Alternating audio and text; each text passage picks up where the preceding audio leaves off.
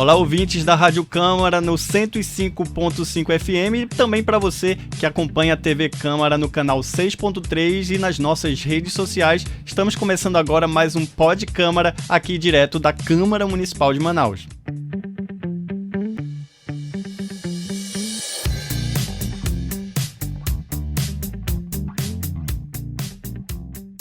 Já estamos aqui nos estúdios da Rádio Câmara e o Pod Câmara de hoje recebe as veterinárias Grift Duarte e Thaís Alves. E o nosso assunto de hoje é cuidados com animais domésticos. Sejam muito bem-vindas aqui ao Pod Câmara na Câmara Municipal de Manaus. Obrigada, foi um privilégio, né, estar aqui com vocês. Espero contribuir de alguma forma. E vou passar... Boa tarde, obrigada pela oportunidade de estar aqui tirando as dúvidas, né, das pessoas que de certa forma cuidam e gostam dos seus animais. Então, Thaís e Grift, esse assunto, né, sobre os cuidados com os animais domésticos está muito em discussão atualmente, principalmente por causa das redes sociais, né? Viralizou nas redes sociais um vídeo que a Édria Caroline vai trazer pra gente, a nossa repórter Édria Caroline vai trazer pra gente começar esse bate-papo. De acordo com dados do Instituto Brasileiro de Geografia e Estatística, IBGE, o país possui mais lares com animais do que com crianças, o que significa mais de 139 milhões de animais domésticos no Brasil. A atenção básica para manter a integridade física desses animais, os pais de pets precisam estar atentos aos cuidados extras que cada animal apresenta, que se dá pelos comportamentos e características que são atribuídas a cada espécie. Logo, estar atento aos instintos e às necessidades dos bichinhos é importante para entender os seus hábitos. Na semana passada, a imagem de um homem carregando o seu cão no colo para protegê-lo do chão quente e do sol, enquanto o filho o acompanhava a pé, viralizou nas redes sociais.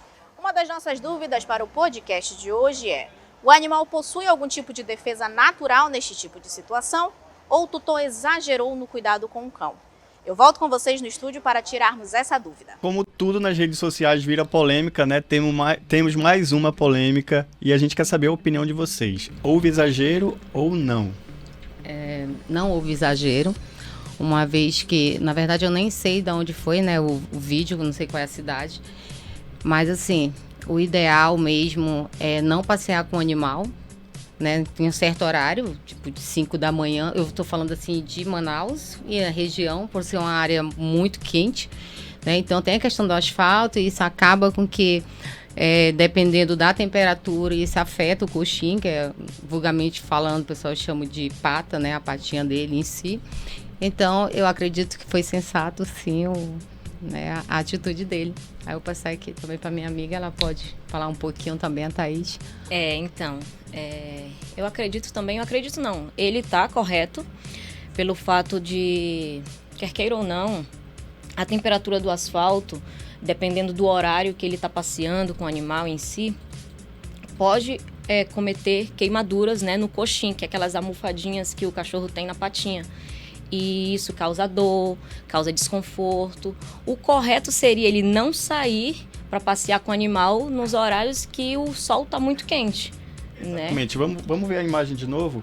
Até porque, nesse caso, o cachorrinho era pequeno e o dono conseguiu carregar, né? Não é tão Sim. pequeno assim, mas é possível carregar. Mas tem cães que são grandes, né? E o tutor não vai ter a possibilidade de colocar no colo para carregar. Então, a melhor opção é evitar passeio durante os dias mais quentes. Exatamente. E horários, né? Tem a questão de... Eu sempre priorizo essa parte. Sempre falo para todo mundo, gente... animais, né, não somos nós, que a gente pode falar, olha, tá doendo, tô sentindo, né, seja dor, seja qualquer outra coisa. O animal, ele é totalmente diferente, então nós, no geral, nós temos que raciocinar por eles, né, de você olhar assim, se fosse eu ali, né, se eu iria ficar com conforto, eu ia ter conforto ou desconforto naquela situação. Então, às vezes, em todo lugar que eu vou, você não acredita. Mas quando eu vejo alguém com animal na rua, eu falei, moça, né, esse horário não é legal, né? Leve o seu cachorro, de preferência, pegue ele, não leve esses horários, tal, de pico, horário de sol, assim, tal. Aí, às vezes, pelo incrível que pareça, tem gente que não entende essa questão. O que eu devo perceber nessa situação, assim, que alguns internauta, né, o pessoal da internet falando não, que houve um exagero da parte dele, não houve, né, ainda bem que ele, com certeza, em algum momento, talvez o animal tenha mostrado, né, talvez um desconforto, queira ter em alguns casos eles param, né, que às vezes ele não quer mais andar porque alguma coisa está acontecendo para ele não querer andar, né, então eu acho que por esse motivo talvez o dono pegou, né, o pet e colocou. Então realmente o ideal é que você não faça, né, tem aqueles horários realmente de tu passear com ele. E não só o dono, como tem hoje em dia existe creche para animais e tal, também isso também é muito importante. Uma vez que você vai deixar lá, você sempre frisar essa questão, porque nem todo mundo tem a mesma visão que nós temos, né? Nós como profissionais. Falando um pouco ainda, né, das características aqui da nossa região, a gente está num período de chuva, né, um período em que as pessoas têm muitas síndromes gripais, ficam gripadas, até mesmo a Covid-19, as pessoas ainda continuam apresentando essa doença.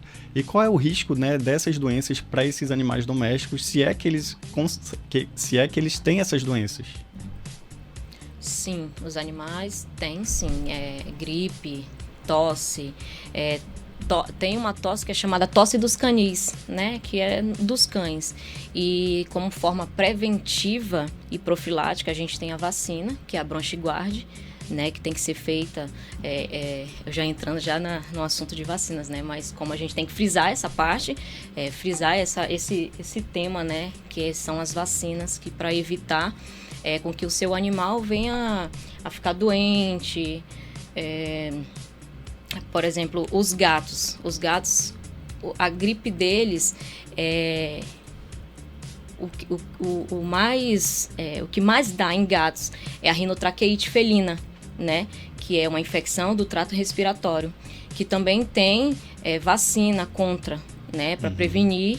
E lembrando que a rinotraqueite, ela transmite entre os gatos. E o ser humano transmite a gripe humana para esses animais ou são doenças diferentes? Não, pelo que eu estudei, são diferentes. São diferentes. Não é uma zoonose. Não é uma zoonose. Não é uma zoonose. Então fica aí a dica, né, de vacinar seus cãezinhos e seus gatos contra a gripe. E aqui na Casa Legislativa, o vereador Kennedy Marques também deu a sua contribuição sobre o tema e o repórter Danilo Boniek vai trazer essa reportagem para a gente. Vereador, segundo dados do IBGE, o Brasil é o país com o maior número de animais domésticos do mundo. E o senhor, como defensor dessa causa, que trata sempre dessa causa aqui na Câmara Municipal de Manaus, queria que o senhor falasse para a gente da relevância que é tratar desse assunto nos meios de comunicação, dentro do parlamento e também fora dele. Aqui dentro do parlamento é muito importante que dessa casa saiam os projetos de lei de políticas públicas para que o município possa tomar as ações necessárias para o controle populacional e também para combater maus tratos, que são os casos mais registrados. E também essa casa, como toda a Casa Legislativa e outras instituições do município, do Estado, devem ter suas ações, dando exemplo para que a sociedade e outras instituições privadas possam trazer benefícios. Por exemplo, o espaço PET que temos nessa casa é um exemplo para que outras instituições possam dar essa oportunidade a esses animais que nós chamamos de animais comunitários. O espaço PET da Câmara Municipal de Manaus, idealizado pelo senhor, né? Mais do que qualquer coisa, é a questão de conscientizar também, usar os meios de comunicação para conscientizar sobre a causa animal. É muito importante. Qualquer ação não vai ter relevância nenhuma se os meios de comunicação não levarem essa necessidade. Afinal de contas, a questão da causa animal, que hoje está tendo um reconhecimento por parte do poder público, né, e também da sociedade, é uma causa que deve ter a mesma relevância de qualquer outra. Educação, saúde, porque ela mexe com a saúde pública, ela mexe com a economia do Estado, com a limpeza pública, com a vida das pessoas. Então, ela deve ter tanta importância quanto qualquer outra demanda que chegue no Executivo e no Legislativo. Obrigado, vereador. Esse foi o vereador Kennedy Marques. Lucas, eu volto com você aí no estúdio.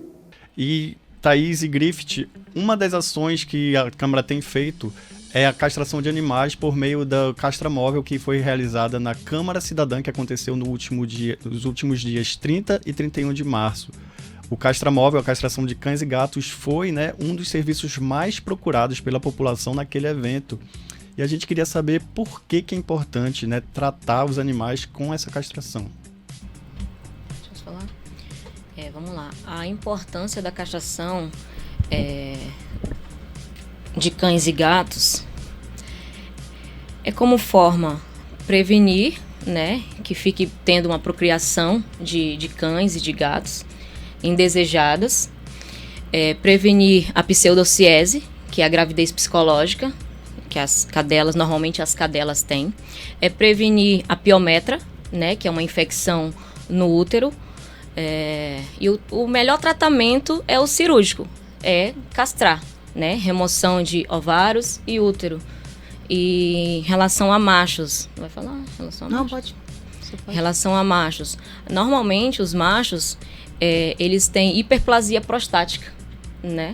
Muito problema de próstata. Então o ideal sempre é castrar. Eu sou muito a favor da castração. Mas a partir de qual idade, né, os cães machos e fêmeas devem ser castrados? A partir de 6 meses. 6 Tanto meses faz de idade. se for macho ou fêmea. Isso. Existe um mito, né, de que o cachorro precisa cruzar antes de ser castrado. Isso não existe. Isso realmente é um mito. Realmente é um mito. Literalmente, né?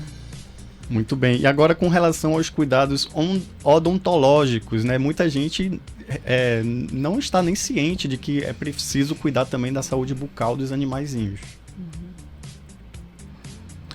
Então, com essa questão odontológica, se desde de pequeno, né, o tutor, né, que é o dono, que a gente chama de tutor, né, o dono do animal, ele passa a aderir aquele hábito de escovar os dentes, porque é o ideal, né? Escovar os dentes, usar enxaguante bucal no animal, isso vai com que vire uma rotina dele que não vai estranhar com o tempo, né? E vai, assim, ajudar ele, lógico que é uma forma de profilaxia, até para ele ter aqueles tártaro que a gente faz, né? Que é remoção de tártaro, que a gente acaba fazendo com o decorrer do tempo. Isso acontece justamente que nem no caso de humano, né? Acúmulo de comida e tal, vai ver o restinho de comidinha lá e tal, você vê. E isso também acaba ocasionando alguns problemas intestinais, gástricos já do animal. Então, o ideal é esse, se tu pega, como você está falando sobre a parte de adoção, né, dos animais, se tu pega um pequeno, então eu tenho um, e não tem problema nenhum de escovar o dente, sabe? Por quê? Porque desde pequeno a gente foi acostumado naquela situação ali e não é super tranquilo. E tem alguns animais que tem a questão também da agressividade, assim, às vezes é muito, e ele não vai com qualquer uma pessoa, né, aquele animal que normalmente só lida com ele o tutor mesmo, né, em alguns casos, então realmente se torna mais difícil, mas uma vez que desde o início ele faz esse tipo de profilaxia, não tem problema nenhum. E para o nosso ouvinte, o nosso telespectador que está acompanhando, que já tem um cão adulto, né, e quer iniciar esse procedimento, é possível, depois de adulto, tratar a higiene bucal dos animais? Em pet shop. No caso, em pet shop. Somente em pet shop. Você vai no pet shop, quando você faz aquele banho e tosa, você faz também. E tem uma questão, vamos lá. Quando eu já tinha falado anteriormente, quando o animal ele é um animal mais agressivo, aí realmente já se torna complicado, fica inviável, fica inviável. Mas às vezes acontece, por exemplo, a tartarectomia, né, que a gente retira o cálculo, ele é feito através de uma cirurgia que é anestesiado. Lógico, o animal é anestesiado para que isso seja feito, né? Então, realmente, se mais seja adulto, passa pela avaliação do veterinário. Isso é importante frisar, porque às vezes as pessoas só vão em balcão de pet shop, que o cara realmente só é balconista e tal, e nem sabe, né, como proceder e tem essa questão também. Mas, no geral, ele consegue também fazer, sim, uma limpeza, sabe? E tem, como eu falei para você, tem a questão do enxaguante bucal, né? Que é um sprayzinho que você usa, né? Tem várias marcas no mercado hoje aí. E a gente indica também. Agora, falando ainda, né, da higiene bucal dos animais, os bichinhos, principalmente os mais idosos, né? Que acabam perdendo os dentes. Qual é a recomendação? Como é que a gente deve alimentar esse bicho? Normalmente, quando os animais já são mais idosos, né, que já tem perca dos elementos dentários, normalmente a gente indica dar uma alimentação mais pastosa, né, para evitar machucar a gengiva, etc, etc. E já existem, né, rações próprias para esse tipo de animais mais idosos. Até as pastinhas são vendidas nos pet shops. Exatamente. Sim. Agora, Griffith, tu falaste que adotou um animal recentemente, né? Eu também tenho uma cadelinha adotada, uma vira-lata. É certo falar vira-lata? Pode ser. Uma um vira-latinha, CRD. a Pérola, que tá lá em casa há 3 anos. E voltando ao assunto das redes sociais, sempre tem muita discussão com relação de não comprar animal e sim adotar. Qual é a posição de vocês? Vocês acreditam que exista sim também pessoas responsáveis que trabalham com a criação de animais para venda? Então, aqui em Manaus, né, tem muitos canis, tem muitos clandestinos, inclusive assim, que você vê não sei se vocês acompanham, mas a gente vê muitos em jornais, né, porque isso pega as matrizes, né, que são, no caso, os pais, né, que pegam as matrizes, então é literalmente só para procriar mesmo, né, eles não dão uma vida adequada para aqueles animais, né, como se fosse mesmo um reprodutor e acabou. Então, assim, eu acho que por esse motivo que existe essa questão aí de adota ou não adota, sabe? Não, eu prefiro, não, vou comprar, não, vou adotar. Justamente por isso, porque tem umas pessoas que são a favor, né?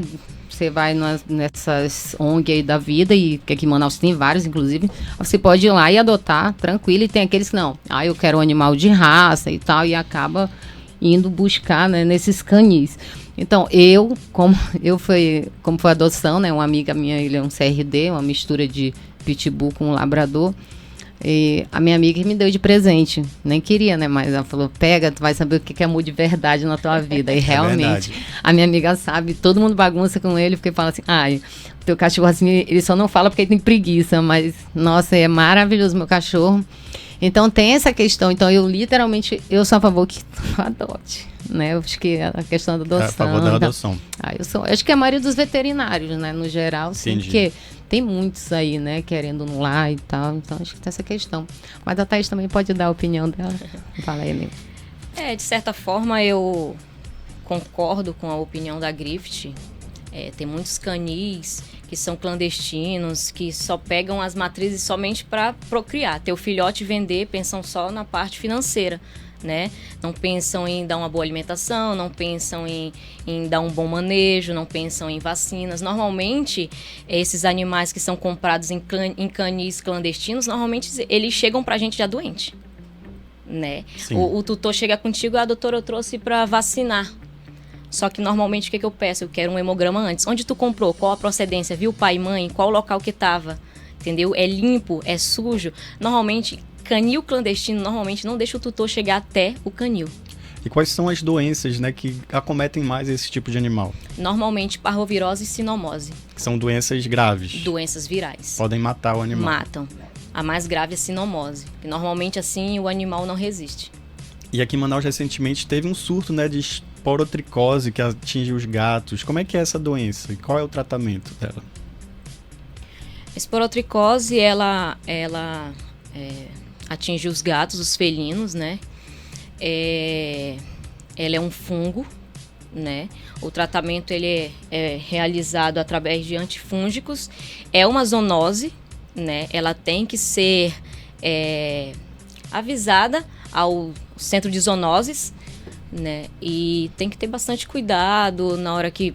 Porque normalmente tem pessoas... eu gosto muito de animais. Vê um animal ali na rua, o animal nem sabe como o animal tá e já chega tocando. E, de certa forma, se contamina. Entendeu? Então, o ideal é, quando vê um animal muito debilitado assim, vai pegar, vai ajudar, pega uma luva, pega alguma coisa que proteja ali de certa forma. Então é uma doença que pode ser transmitida também para os humanos. Exatamente, por isso que chamam de zoonose, né? Zoonose nada mais é do que isso, é a transmissão, né, do animal, né, de uma doença, do animal para o humano. E como é que está a situação hoje aqui em Manaus da esporotricose? Olha, eu sinceramente eu não sei te falar como realmente está, mas eu acredito que já está mais controlada. Eu acredito que tá, porque eu acho que uns 2, 3 meses antes eu estava escutando direto jornal, as rádios, e eu estava escutando bastante em relação a isso. Hoje em dia não, eu continuo escutando e até agora não falaram mais. Foi uma doença que gerou até um certo pânico, né, entre as pessoas que não têm esse conhecimento de como evitar essa doença. Agora vamos para um assunto importante que eu considero, que vocês falaram sobre os canis clandestinos, né, que existem na cidade, com certeza. E o morador, a moradora que sabe que tem a existência de um canil no seu bairro, na sua rua, como é que ele pode denunciar? Então, eu acho